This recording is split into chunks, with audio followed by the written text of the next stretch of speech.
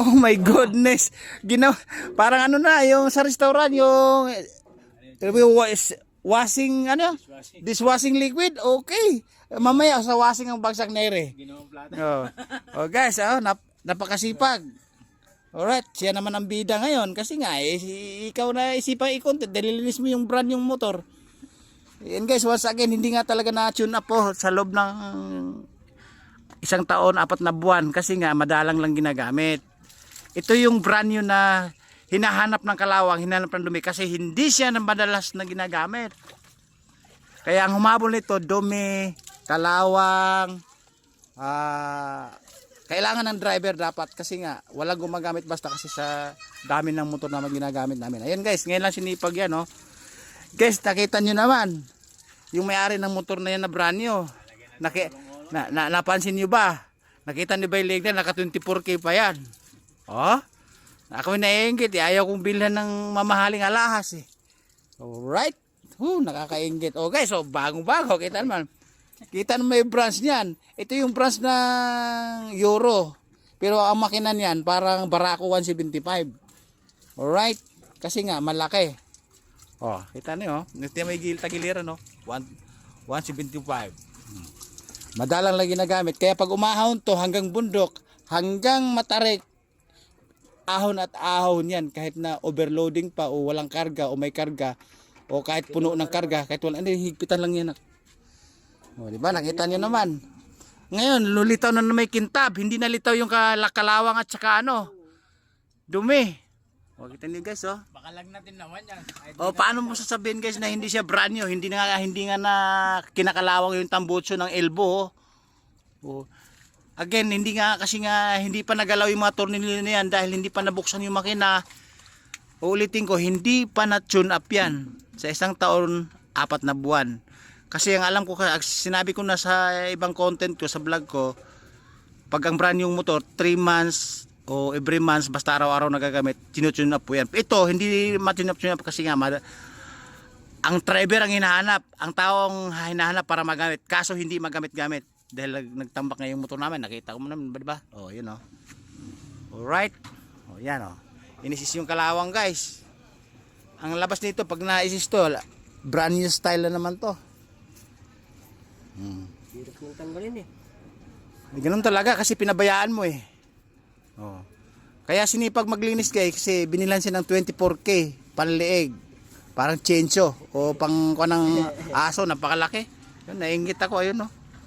Ayun oh, kumikinang guys oh. Rambutan. Hindi ko labi oh. Video mo. Alright, nagtitindang rambutan guys, dumadaan. Hindi ko labi oh. Kasama mo ba vlog? Ayan, nagkakape guys, mainit. Mukhang may tataktol po na rin eh.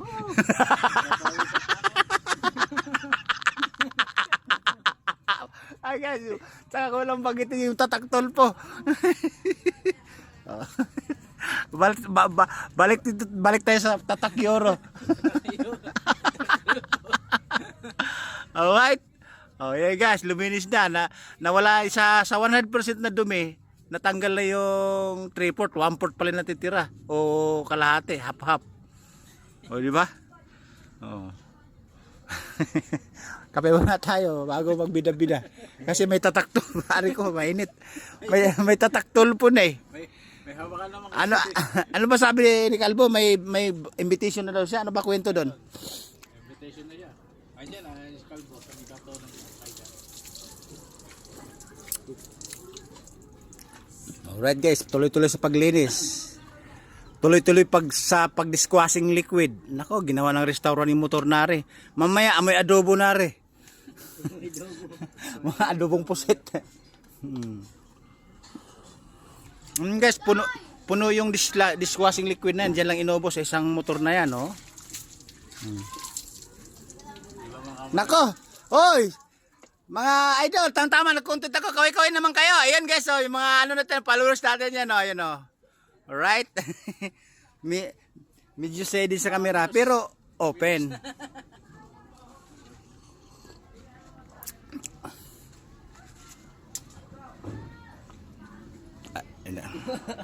Nagpa-vlog ka na. Nakapalo ka na ba sa akin? Tama-tama, nag-content ako. Nakapalo ka na ba sa page ko? 4 yung page ko. TikTok, Facebook, Instagram, YouTube. Naksabihin mo yung channel. Ay, channel pala. Biyahero Mabonga nga, TikTok, Facebook, at saka Dexter Sanyo sa Instagram, YouTube. Madali na i-search, lalabas agad yun. 3 letters pa lang yun. Alright. Yan, patuloy sa paglinis guys. So, pati ilalim. Dinapurak na yung pati ilalim mo. Nilagyan na ng puro bulang sabon. Ay, dishwashing liquid. Alright, guys, yan nga ang bida ngayon. Kasi nga may alasya 24K sa leeg. Nainggit nga ako eh. Alright. Yes, ito pa. Kaway-kaway kayo. Alam kong may followers na dumadaan. Oh. Alright. Oh. Ayan guys, yung ano na yun, nakagit na yung pula na yun, followers natin yun. Yung isa, di ko alam kung followers natin yun. Alright, patuloy sa paglinis. Guys, kung halimbawa napabayaan to, patuloy sa pagdumi, patuloy sa pagkalawang, patuloy sa pangit tignan. Eh ngayon, medyo nalinis na, napipigilan na yung dumi. Kaya kumikintab na siya. Dati may kalawang to eh. May dumi. Hindi na mapalabas kinala, stainless steel to. Ayun guys, ito yung siya kung dating instant man, ngayon may bago siyang basag. Tatak Tulpo, ayan Ayan Yan. Alright.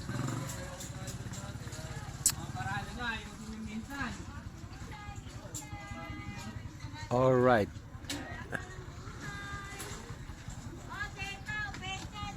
Ay nako. Dumaan na businessman. Yan, ayan yan ang pagkikitaan. Ngayon pag ginalok ako nun, sasabihin ko, hindi pa ako sumisildo. Puro naman ay kaganon. Alright. Alright guys. Patuloy sa paglinis. Kumikintab-kintab na. Pwede na isang lagay sa sanglaan to Kasi aprobado to kasi hindi pa nabuksan yung makina eh. Alright. Kaway-kaway ka na Mr. Philippines na maliit. Kasi mahaba na binabiyahe natin mula Isabela, Davao na. Alam naman followers to, pagka Isabela, Davao, mahaba na biyahe. Alright guys. Nakita nyo na ulit. Nakita nyo yung 24K sa leeg niya Nainggit ako. Alright. At saka kaway-kaway ka na Tatak Tulpo. Ayan Alright. Babu.